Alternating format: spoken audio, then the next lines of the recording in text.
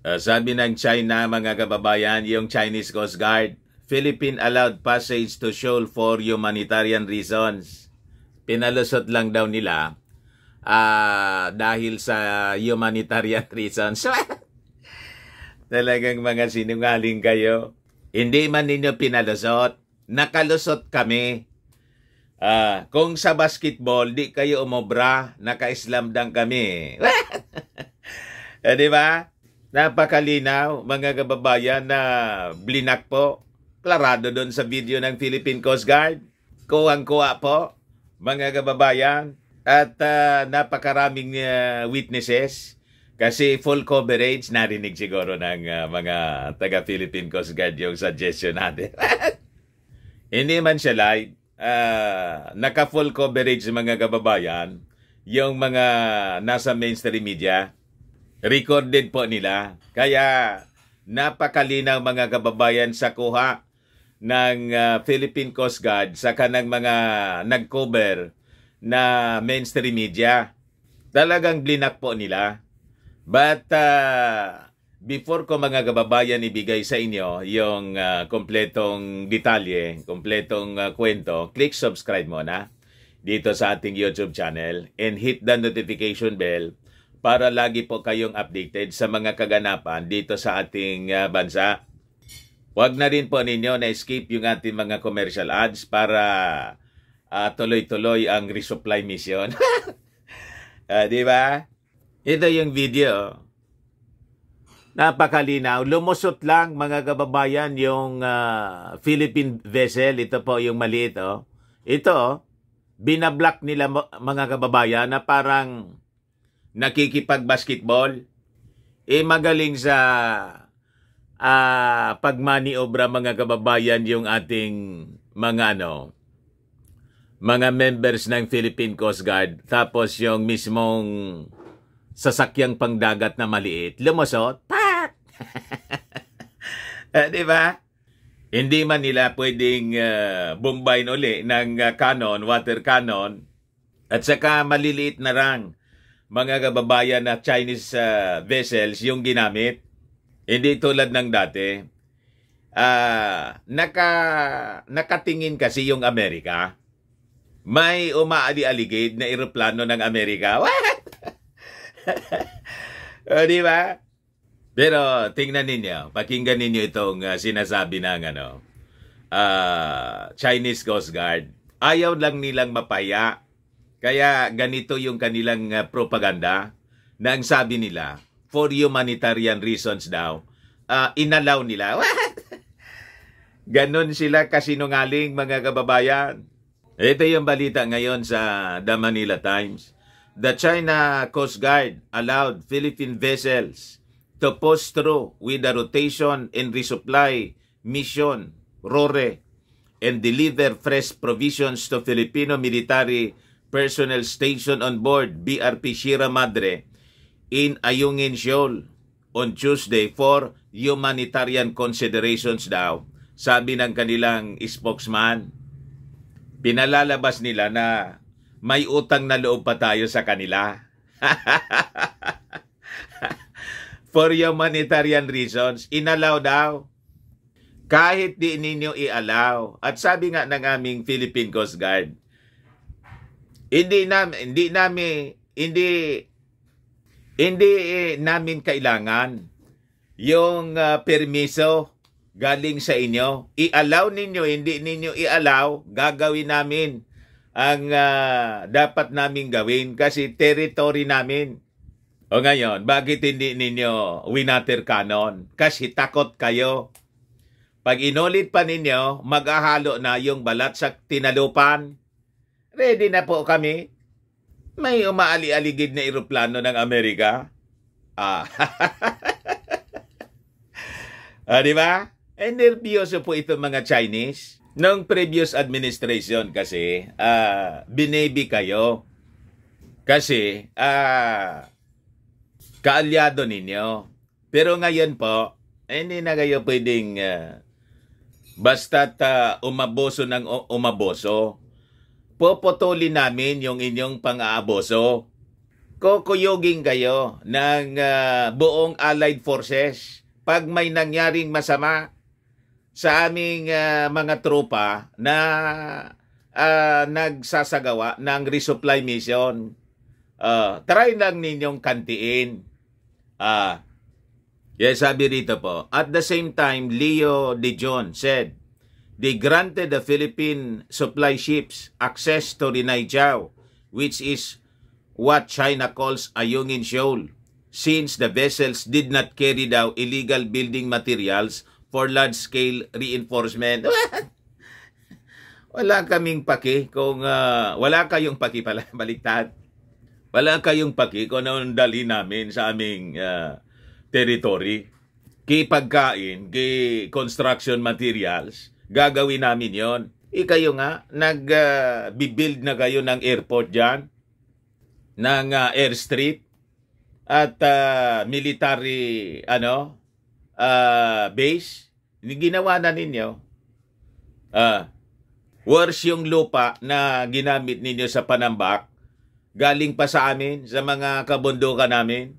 Sabi rito, temporary special arrangements have been made for the Philippines to deliver food and other necessary daily necessities daw to the grounded warship from a humanitarian point of view. Special arrangement daw, tapos temporary lang. Patawa naman kayo. Sabi rito, still, he said, the CCG ships alerted the Philippine vessels carrying out the RORE mission that they were entering China's territory without the permission of the Chinese government. Yeah, sabat mga kababayan ng Philippine Coast Guard, ito anya ay territory namin. Ano anya yung purpose ninyo sa pagbablock sa amin? Sabi ng aming Philippine Coast Guard. Tapos biglang nagsilihensyo yung Chinese Coast Guard po. Ito po yung picture. Blinak po nila. Dalawang Chinese Coast Guard ang makikita dito, mga kababayan sa picture. Ito yung atin, yung Philippine vessel carrying food, resupply mission po ng ating Philippine Coast Guard. Pero yung makikita dito mga kababayan, maliliit ng Coast Guard vessels yung ginamit nila. Takot din pala kayo na ulitin yung dati? Nakadungaw kasi yung eroplano ng Amerika. Ito yung totoong kwento mga kababayan. Hindi propaganda. Ito yung aktual na nangyari po. Sabi rito po, Chinese ships chase black Philippine boats in disputed sea. Pinaghahabol po nila mga kababayan. At trinay nila na i-block yung ating RORE mission. Ito po. Pero lumusot pa rin siya. Kasi determinado talaga na isagawa yung resupply mission mga kababayan. Nagadungaw yung Amerika eh. Sabi dito, as a US military surveillance plane circled overhead, 8 Chinese ships chased and briefly blocked 4 Philippine boats on a resupply mission to a tiny garrison in the hotly contested South China Sea. 8 mga barko ng Philippine Coast Guard, as against sa atin 4 lang, pero may nakadungaw pong eroplano ng Amerika. Umiikot-ikot sa kalangitan. O di ba? Siguro pag may nangyaring masama, pipindutin na lang doon sa galing sa EDCA sites yung isang ICBM. What? Malamangan niya Mr. Maravillas ganon. Possibly ganon yung iniisip ng mga Chinese. Baka niya may nakaposisyon na. Hindi man po ako sigurado. Pero malamang mga kababayan may nakaposisyon ng kung hindi ICBM, mga short range lang siguro muna na cruise missile. Kaya nandun yung eroplano para madali lang mga kababayan yung pagpalipat. Takot din pala kayo. Yun ang mangyayari sa inyo. Sabi ko sa inyo mga Chinese, live and let live na lang po tayo. Ayaw man namin makipag-away. Pero kung gusto ninyo ning away, mayroon din kami pong backup. At hindi lang po Amerika yung backup namin. India, sumama na po yung India. Sila po yung magsusupply sa amin. Malapit nang i-deliver, mga kababayan ng India, yung mga BrahMos missile system nila sa atin. Pati India sumama na. Kaaway ninyo yung India. Japan, Australia, South Korea. Then syempre yung Mutual Defense Treaty namin, yung Amerika. Pulbos yung labas po ninyo. Yung mga sinakripisyo po ninyo, mga Chinese, na paunlarin yung inyong bansa. You are second the largest economy in the world. Di pa kayo makontento? So anong gusto mong mangyari ninyo? Maging second largest, you maintain your might. Your economic and military might, you maintain that, pero peaceful dapat tayo. Or magpulbusan tayo. Ayan ang choice. Mamili kayo, mga Chinese. Ang hiling lang po namin at ng allied forces at ng buong mundo ay maintain the status quo, the old world order. Yung dati lang. Gusto ninyong baguhin yung world order? Gusto ninyong maghari sa mundo? Hindi man po papayag kami na maghari kayo. The allied forces will not allow it kasi alam nila na it will affect their economy pag isinara ninyo ang West Philippine Sea. Pag kinontrol ninyo itong South China Sea, yung daloy ng kalakal dyan, isasara ninyo, it could collapse the economy of the world. Hindi pa papayag yung mga bansa sa buong mundo, tulad ng India, Japan, South Korea, America, pati European Union, Australia, hindi pa papayag. Kahit yung ASEAN countries, hindi pa papayag. So you'll be, China against the world. World War III yan. Gusto ninyong simulan yung World War III, talagang mangyayari na yan. Tribulation na po ito, Battle of Armageddon.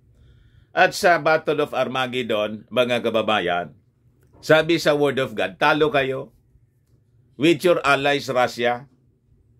Ayan, magbasa kayo ng Bible po. Kaya do not be afraid, mga kababayan. Talo yung China, Russia, talo.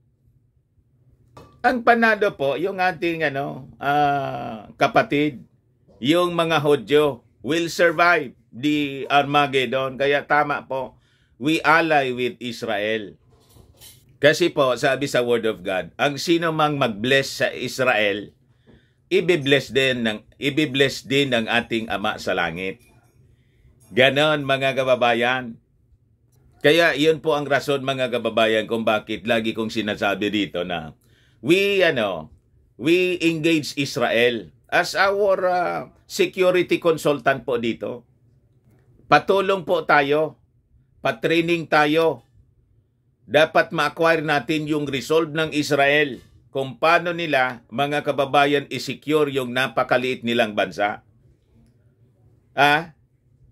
Yung Israel po is just the size of Bicol region, pero hindi po sila masindak ng mga enemies. Yung enemies nila, buong Arab nations po, kalaban nila, plus Russia, pati China, all the communist countries, socialist countries, kalaban ng Israel, pero hindi masindak yung Israel. Bakit po? Kita ninyo? Yan ang resolve kasi ng Israel. Ang Israel po, suicide force. Ayaw ninyo anya kaming tigilan? Gusto ninyo kaming i-erase sa mapa ng mundo? Kasama kayo sa mai-erase sa amin. Ganyan ang resolve, mga kababayan ng Israel. Dapat ganon din tayo. Ang resolve natin bilang isang bansa, ganon. Parihas dapat sa mga Hudyo. Huwag tayong pasisindak sa sino mang gustong mangamkam sa ating teritoryo po. Kapatid natin yung mga Hudyo, paano matakot tayo sa mga Chinese? The high seas cat-and-mouse game on Tuesday followed assurances from Chinese Coast Guard vessels patrolling the waters that Philippine boats would be allowed to deliver provisions to the remote outpost on the second Thomas Shoal in the spirit of humanism, sabi ng mga Chinese. Kasi hindi sila umobra. Ito na lang yun sinabi nila. Palusot. But the Chinese radio operator warned the two Philippine Coast Guard vessels escorting the two boats carrying supplies for Filipino Marine Station on a crumbling Navy ship grounded atop the reef should leave or bear full responsibility for all the consequences. Huwag kami ninyong takutin, mga Chinese. Matagal na kaming takot. Huwag ninyo kaming takutin. Hindi takot po yung aming armed forces. Do or die po yung aming armed forces.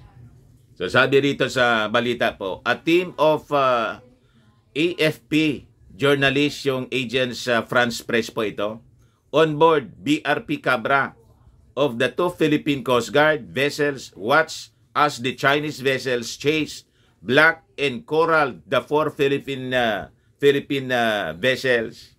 Pag binira po ninyo yung aming Philippine Coast Guard, dama yung mga journalist galing sa iba-ibang mga media outlets, foreign and local.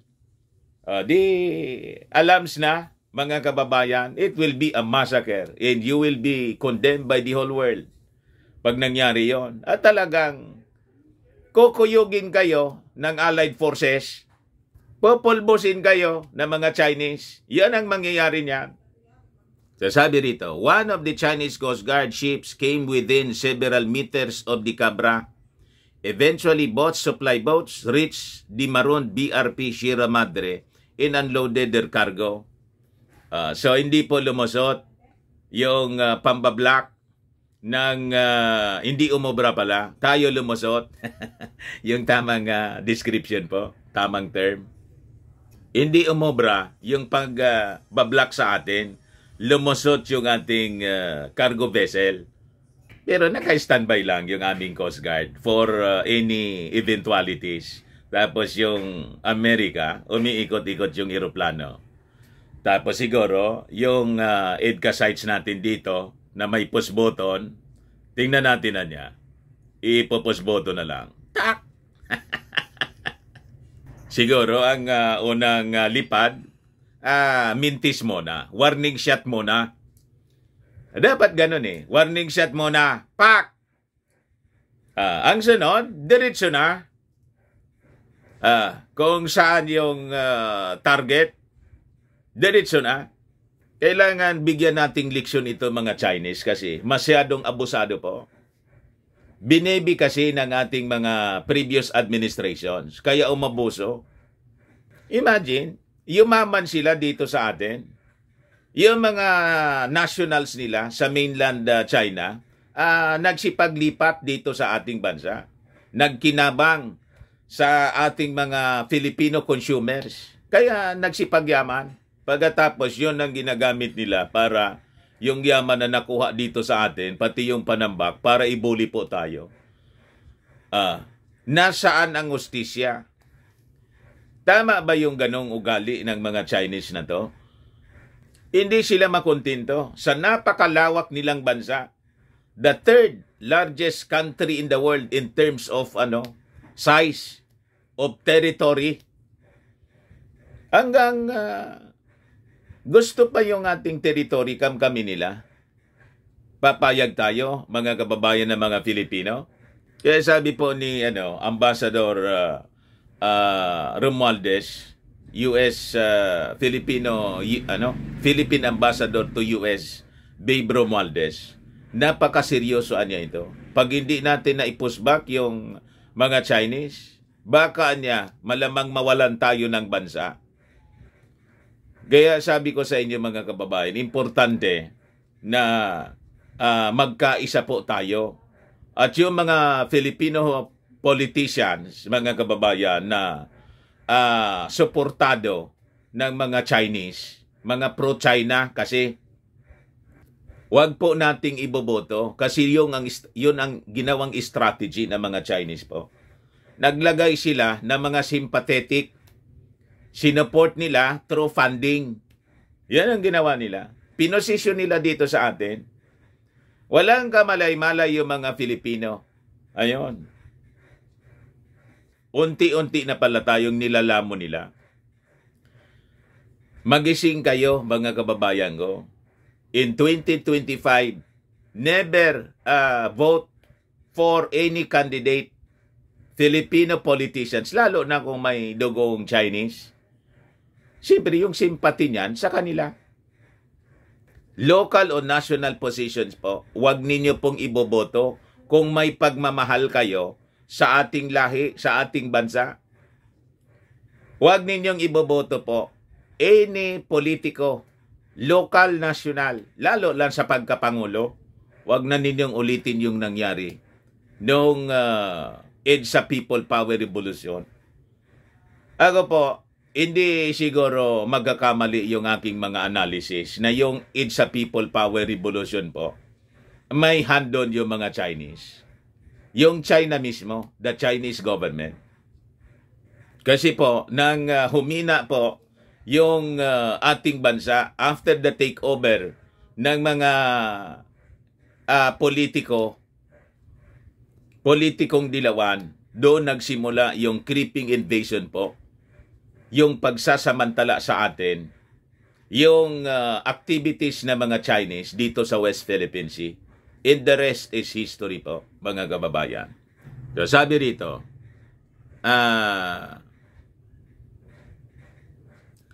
while the latest resupply mission was successful, Philippine Coast Guard spokesman for the West Philippine Sea, Commodore J. Tariela, told reporters Wednesday that the Chinese ships, including maritime militia, had used a lot of dangerous maneuvers to harass the Philippine vessels. He dismissed the Chinese Coast Guard's claims of humanitarian consideration in allowing delivery of supplies. We don't need permission from anybody. At kung nakalusot, mga kababayan, yung ating resupply mission po, hindi dahil pinalusot ng mga Chinese, kundi dahil po sa effort, sa galing, sa husay ng ating resupply mission po at ng ating Philippine Coast Guard. Yun po yung rason. At hindi nag-water cannon yung mga Chinese kasi nakadungaw po yung ating Big Brother, Amerika. Umiikot-ikot yung eroplano. Ibig sabihin, mga kababayan, natakot siguro yung mga Chinese. Para niyang World War III na to, pag kinanti natin itong pag may nangyari dito madja-justify yung pag-atake ng Amerika sa atin. Mapapadali yung, di ba? Alam na ninyo. Yung Amerika po, naghihintay lang ng timing para pumasok. Kumbaga, naghihintay lang ng tamang pagkakataon para justified yung kanilang pagpasok. Tapos kayo dyan. Tulad ng nangyari sa Iraq, Desert Storm, ginawa ng kaso ng Amerika. Tapos si Saddam Hussein. Ulitin natin pa, mga kababayan, tayo ay lahi tayo ng mga noble heroes. Pero hindi po tayo palaaway. Yung tapang natin ay nabubuhay, mga kababayan, pag tayo ay tinapak-tapakan. Lalo ng mga dayuhan. Ganon ang lahing Pilipino. Peaceful po tayo. Peaceful country po tayo. Hindi tayo palaaway. Mapagmahal tayo sa ating kapwa. Pero pag inaboso na po tayo, tulad ni Lapu-Lapu, ay talagang tumayo laban sa mga Kastila. Alam na ninyo yung nangyari kay Magellan. Lahi tayo ni Lapu-Lapu. Lahing Ofirian, mga kababayan, si Lapu-Lapu. Si Ophir, anak mga kababayan ni Yoktan, first cousin ni ni Peleg, na anak ni Eber, kung saan galing mga kababayan yung mga Hudyo. Kaya may lahi tayong Hudyo. Kaya nasa natura natin yung pagiging matatapang kahit tayo po ay maliliit. Pag tayo po ay tinapak-tapakan, dapat klarado yan sa mga Chinese. Yan ang dapat maintindihan ninyong mga Chinese, na pag tinapak-tapakan ninyo kami, we will stand up. Pulbos kung pulbos, itong pinag-agawa natin na territory, wala dyan magkikinabang. Pati kaluluwa ninyo, dyan na po malilibing. Kaluluwa ninyo at kaluluwa namin, dyan na po malilibing. O di, wala na. Wala nang conflict kasi wala nang mag-aaway na tao. So, dapat iyon ang klaradong mensahe sa inyo. Ano yung gusto ninyong mangyari? Magkaibigan lang tayo at mamuhay ng tahimik. Yung mangingisda ninyo, nangingisda dyan ng tahimik. Yung mangingisda namin, ganon din, nangingisda ng tahimik. O tahimik lahat, wala nang pag-aagawan. Pati yung gas deposit dyan, siyempre, wala yan. Mapupulbos yan lahat pag pinindot ng Amerika yung Kasi siyempre kayo mayroon din kayong mga ICBMs. Armageddon nga po. Hindi Armageddon ang pwede lang makapagpigil. Walang bansang pwedeng pumigil doon. Yung ating lang Panginoon ang makakapag stop. Ganon yung mangyayari. Nasusulat siya eh. At hindi siguro ninyo nabasa sa nasusulat na in the Battle of Armageddon, that will be the last conflict in the world.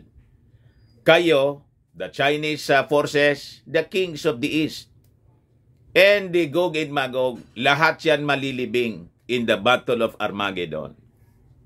Lahat siya, wala. O boss.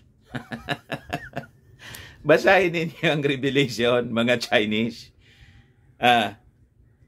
Kaya wag kayong magyabang sa amin. Alam namin yung future ninyo eh. At least na mga believers, alam kung ano yung ni-reveal ni Saint John, mga kababayan, the Revelator. That will be the future, mga kababayan. And it will become history. Naintindihan ninyo mga Chinese?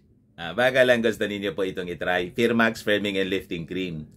Pinapahid po sa mga pulses and affected area. Mainam po sa paninigas ng mga kaso-kasuan. Ito naman po, Automax Radiant Serum. Sa mukha naman yung application. Anti-aging po siya. You will look 10 years younger than your age. Sa mga cancer patients naman po, baka lang gusto ninyo itong i-try. Nengxia Red Mix Fruit Drink. Hindi man po siya gamot. Food supplement siya po. Kaya lang, gawa siya mga kababayan sa goji berry. Yung goji berry kasi, may anti-cancer properties. Okay po, yung mga inquiries ninyo, dumiretso na lang kayo sa aming messenger sa Facebook para masagot namin agad. Ako po si Dante Maravillas. Bye-bye po. God bless.